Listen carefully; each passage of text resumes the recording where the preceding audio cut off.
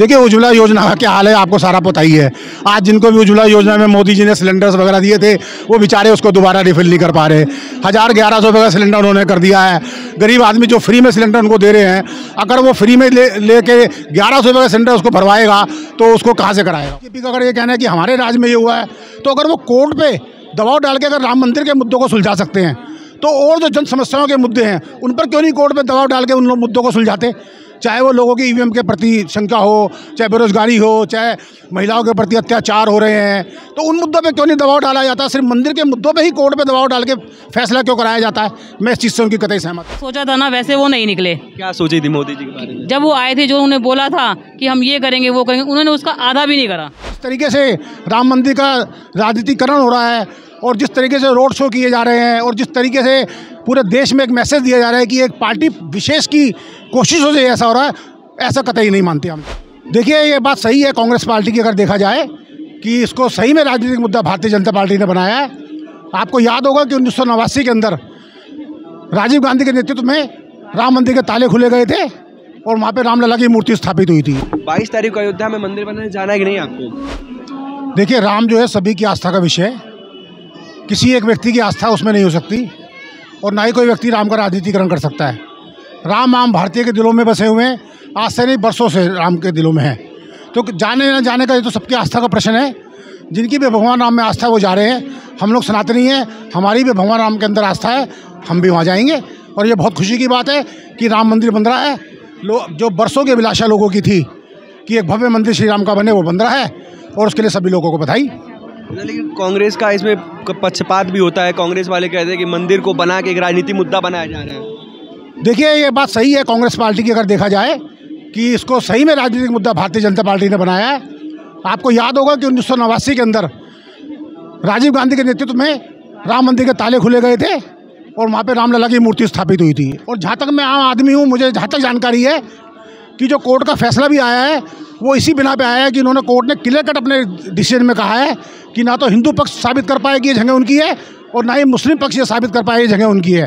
लेकिन चूंकि वहाँ पे 1989 से रामलला की मूर्ति स्थापित है और वहाँ पे पूजा अर्चना चल रही है, इसलिए ये जगह हिंदू के पक्ष में छोड़ी जाती है।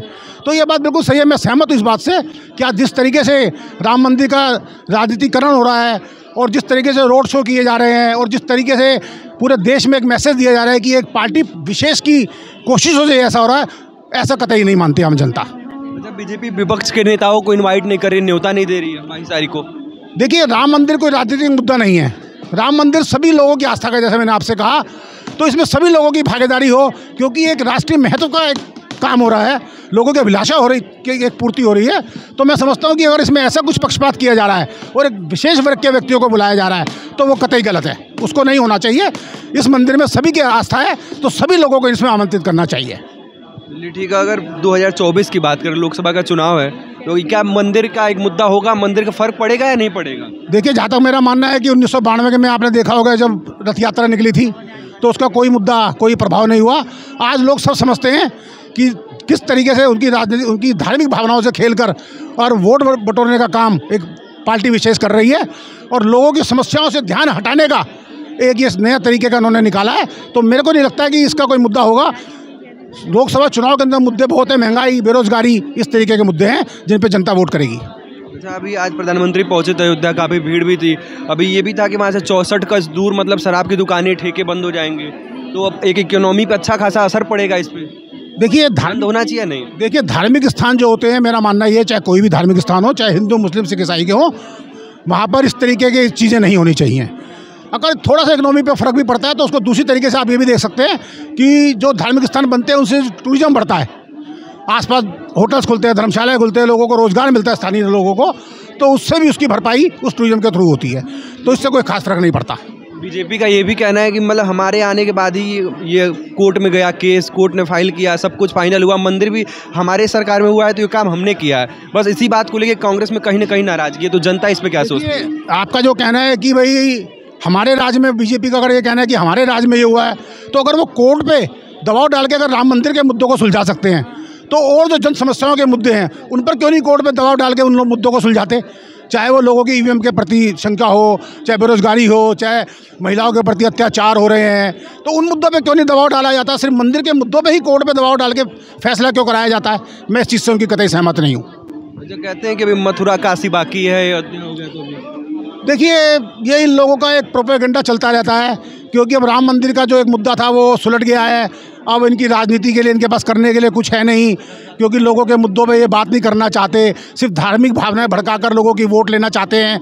तो इस तरीके के मुद्दे लोग उठाते रहेंगे, लेकिन जनता बहुत समझदार है। आज सब लोग पढ़े लिखे हैं, जनता सब समझती है कि भाई ये सिर्फ एक वोट लेने का प्रोपेगेंडा है इनका, कि अयोध्या, मथुरा, काशी, उसके बाद ये लोग पता नहीं क्या क्या और निकाल लाएंगे। तो जन समस्याओं से ध्यान हटाने के लिए इन तरीके की बातें भारतीय जनता पार्टी के लोग करते हैं। और नाराज़गी बिल्कुल है, कांग्रेस में नाराज़गी नहीं है, जनता में भी नाराज़गी है इन बातों पर, कि भाई ये सिर्फ धर्म के मुद्दों पर ही बातें करते हैं और जो जनता की समस्याएं की है उनकी बातों को करने में ये लोग नहीं करते बिल्कुल। अच्छा, देश में G20 जो है सबमिट कराए जा रहे हैं, इकोनॉमी की बात करते हैं तो मतलब सरकार कहती है कि हमने इकोनॉमी काफ़ी हद तक सही कर दी है। देखिए सर, इकोनॉमी एक सतत प्रक्रिया है। ऐसा नहीं है कि आज इकोनॉमी जो है, आज से 10 साल बाद इकोनॉमी कुछ और होगी। आज से 10 साल पहले आपकी तनख्वाह या मेरी सैलरी या जो भी था वो कुछ थी, आज कुछ है। तो एक सतत प्रक्रिया है, हर सरकार इकोनॉमी बढ़ाने में काम करती है। ऐसा नहीं है कि G20 करने से हमारी इकोनॉमी में एकदम उछाल आ गया। मोदी 3 ट्रिलियन इकोनॉमी की बात करते थे, आज वो उसकी बात ही नहीं करते। आज वो कहते हैं 2029 तक हम 3 ट्रिलियन इकोनॉमी कराएंगे, जबकि 2022 में उनका मुद्दा था। तो इस तरीके की बातें सिर्फ शोशेबाजी है, जनता के मुद्दों से लोगों का ध्यान हटाने की उनकी साजिश है। इस तरीके के मुद्दों में अब जनता नहीं फंसती, वो रियलिटी देखती है कि भाई आपने 10 सालों में क्या किया। जब प्रधानमंत्री आज उद्घाटन में पहुंचे थे, वहाँ मतलब ऐसे लोगों से मिले जो लाभार्थी थे उज्ज्वला योजना के। देखिए, उज्ज्वला योजना का क्या हाल है आपको सारा पता ही है। आज जिनको भी उज्ज्वला योजना में मोदी जी ने सिलेंडर्स वगैरह दिए थे, वो बेचारे उसको दोबारा रिफिल नहीं कर पा रहे। 1100 रुपये का सिलेंडर उन्होंने कर दिया है। गरीब आदमी जो फ्री में सिलेंडर उनको दे रहे हैं, अगर वो फ्री में लेके 1100 रुपये का सिलेंडर उसको भरवाएगा तो उसको कहाँ से कराएगा वो, बताइए आप। तो ये सब सिर्फ ध्यान हटाने की बातें हैं। उज्ज्वला योजना और ये योजना सब कुछ नहीं है। आज जिन्होंने भी लिए थे उनके घरों में सिलेंडर रखे हैं, आप जाइए, मैं कई लोगों के पास आपको ले चलता हूँ जिन्होंने क्या नाम है आज के बाद सिलेंडर रिफिल नहीं करा पाए। वो लोग 1100-1200 का सिलेंडर आज आम जनता नहीं कर पा रही। तो उज्ज्वला योजना में जो गरीब वर्ग का नीचे का व्यक्ति है वो उस तरीके की उसको कैसे कराएगा? तो ये सब शोशेबाजी है, सिर्फ जनता के मुद्दों से ध्यान हटाने की साजिश चल रही है, किसी तरीके से जनता का ध्यान हटाएं।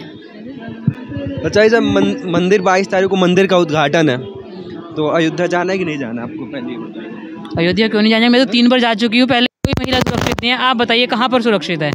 अभी आप सुरक्षित फील करती हैं नहीं सर इस सरकार से? नहीं, हम शीला के राज में जितना सुरक्षित महसूस करते थे ना, मेरा खुद का एक्सपीरियंस है। ऑटो वाले ने मुझे तंग करा, मैंने ऑटो वाले का नंबर नोट करा, ऑटो वाला ऐसे भागा लेके कि मेरी कंप्लेन हो जाएगी। अभी आज ऑटो वाले उल्टे बोलते हैं। आज कंप्लेन नहीं सुनते, पुलिस काम नहीं करती? नहीं करती, काम नहीं करती। दिल्ली में तो केजरीवाल की सरकार है, तो केजरीवाल की हो चाहे किसी की हो, हमें ना तो कांग्रेस से मतलब, ना केजरीवाल से मतलब, ना हमें बीजेपी से मतलब। हमें तो अपनी सुरक्षा से मतलब है, कहीं भी कोई सुरक्षित नहीं है। आपको सबसे अच्छा नेता कौन लगता है? एक लीडर के तौर पे किसको देखना चाहते हैं कि जो सबसे अच्छा काम करे? हमने मोदी जी को जैसा सोचा था ना, वैसे वो नहीं निकले। क्या सोची थी मोदी जी के बारे में? जब वो आए थे, जो उन्होंने बोला था कि हम ये करेंगे वो करेंगे, उन्होंने उसका आधा भी नहीं करा। ठीक है, वो हिंदू की स्थापना करी, मैं मानती हूँ हिंदुओं की स्थापना करी, अच्छा करा। लेकिन आज हिंदू अपने मंदिर में जाता है, वहाँ VIP दर्शन में चार्जेस लगते हैं। क्यों लगते हैं? शुरू से फैसिलिटी होनी चाहिए। बात शुरू से कोई सरकार कुछ भी कर दी, मोदी जी ने हिंदुओं का प्रश्न उठाया था। हिंदुओं के लिए फैसिलिटी क्यों नहीं है? आज हम उज्जैन भी जाते हैं, वहाँ पे आज स्क्रीन पर दर्शन हो रहे हैं। क्यों हो रहे हैं? पहले अंदर जाके दर्शन होते थे, अब स्क्रीन से दर्शन करके आ जाओ। आपकी जान पहचान है तो अंदर तक जान पहचान पहुँच जाएगी, नहीं तो नहीं पहुँचेगी। क्या चक्कर है ये? भीड़ ज़्यादा होगी, सुरक्षा को लेकर हो सकता है ऐसा किया गया हो? पहले सुरक्षा नहीं थी भाई साहब, भीड़ ज़्यादा हो रही होगी। ऐसा कुछ नहीं है, ये अपने मन का वहम है। जब महिलाओं को लेकर इतने सारे बिल पास किए जाते हैं, महिलाओं को आगे बढ़ाने की बात की जाती है, लेकिन महिलाओं के पास फैसिलिटी पहुँचती कहाँ है?